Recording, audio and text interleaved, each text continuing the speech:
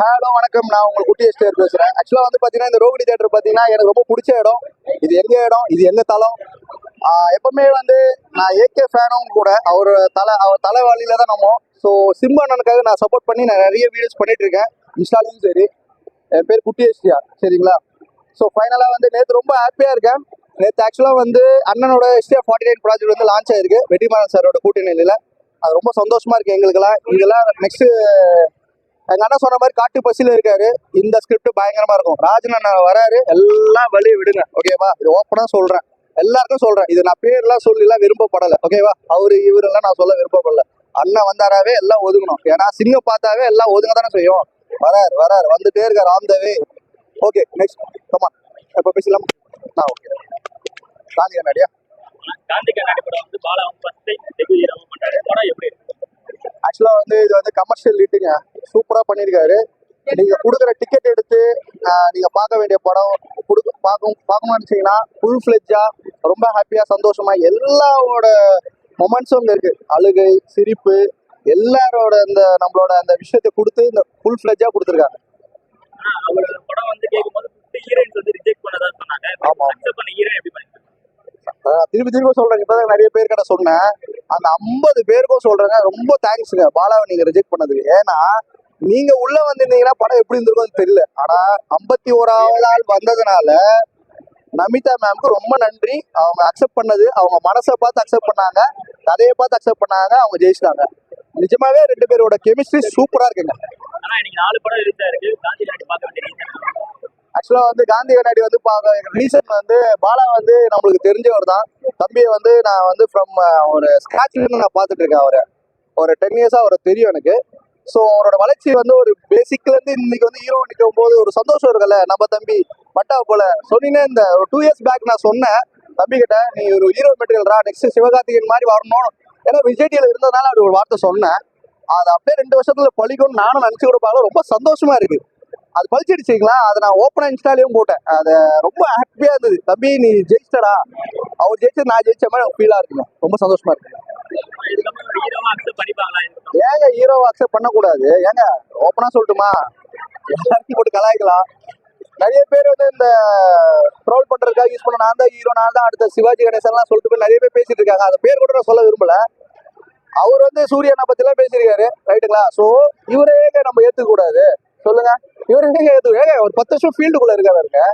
எல்லா வேலையும் செஞ்சிருப்பாருங்க. அவரு ஸ்கிரிப்ட் எழுதியிருக்காரு, நிறைய அசிஸ்டன்ட் ஒர்க் பண்ணியிருக்காரு, அசிஸ்டண்டா இருந்திருக்காரு, காமெடியன் பண்ணியிருக்காரு, என்டர்டைன்மெண்ட் பண்ணியிருக்காரு, எத்தனை ரோல் பண்ணியிருக்காரு, எவ்வளோ வேஷம் போட்டு மக்களை வந்து ஒரு பண்ணாரு. அதுக்கப்புறம் பண்ணாரு பாருங்க அந்த உதவின்னு ஒரு விஷயத்த, ஒரு ஆயுதத்தை எடுத்தாரு பாரு தலைவன், வேற லெவல். அதுல வந்து அவருக்கு இருக்காருங்க மில்லியன் கணக்கு ஃபாலோவர்ஸ் வச்சிருக்காருங்க. அவர் ஏங்க நடிக்க கூடாது நான் கேட்கிறேன். அதெல்லாம் இல்லைங்க.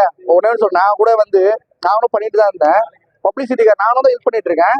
எனக்கு பாலா வந்து என்னை வந்து பண்ண வச்சான் என் மனசுலயும். சரி, நான் ஒரு சில விஷயத்துல அடிப்பட்டனால நான் அதை ஆரம்பிச்சேன். அது மாதிரி நான் பண்ணது கிடையாதுங்க, ஓப்பனா சொல்றேன். அதுக்கப்புறம் நம்மளும் மக்களுக்காக வாழணும்னு சொல்லி அந்த பையன் இன்ட்ரடியூஸ் பண்ண மனசளவில். அதுக்கப்புறம் நானும் பண்ண ஆரம்பிச்சேன். நானே பப்ளிசிட்டிக்காகலாம் போடலைங்க. என்ன பார்த்து ஒரு 4 பேர் 40 பேர் போட்டாங்கன்னா அது எனக்கு அந்த கிரெடிட்ஸ் எனக்கு கிடைக்குங்க. அதுக்காக தான் நானும் போட்டேன்.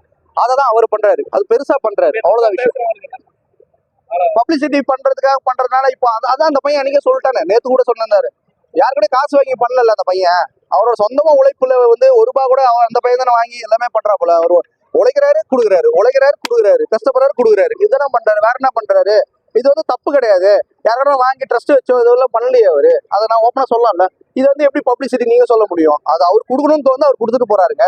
இப்போ அண்ணன் விஜய் சேதுபதி கூட சொல்லிட்டாரு, பாலா உனக்காக சேர்த்து வச்சுக்கோன்னு சொல்லிட்டாரு. ஏன் சொன்னார்னா, நம்ம எல்லாருமே வந்து செல்ஃபிஷ் இல்ல, நம்ம வாழணும்னா ஒரு பேசிக்கா வேணும். அவங்க அதையும் சிம்பிளா சொல்லிட்டாரு. எனக்கு ஒரு 15,000 ரூபாய் இருந்தா போதுங்க, 3 வேளை சாப்பாடு, ஒரு ஃப்ரெண்டு காரை கூட இருக்கு. நான் அந்த அளவுக்கு எளிமையா யாருங்க இருக்காங்க? நான் பார்த்தது வரைக்கும் காமராஜ் சார் கேள்விப்பட்டிருக்கேன், நான் பார்த்து கூட கிடையாதுங்க என்னோட வயசுல, ஓகேங்களா? அதுக்கப்புறம் இந்த பையன் சொல்றதெல்லாம் எனக்கு வந்து என்னடா இது, நானும் யோசிச்சேன், என்னடா இந்த பையன் நடிக்கிறானா இல்ல எப்படியா, இவன் சும்மா ஸ்கிரிப்டடா பண்றானா அப்படிலாம் நானும் யோசிச்ச ஒரு ஆள் தாங்க.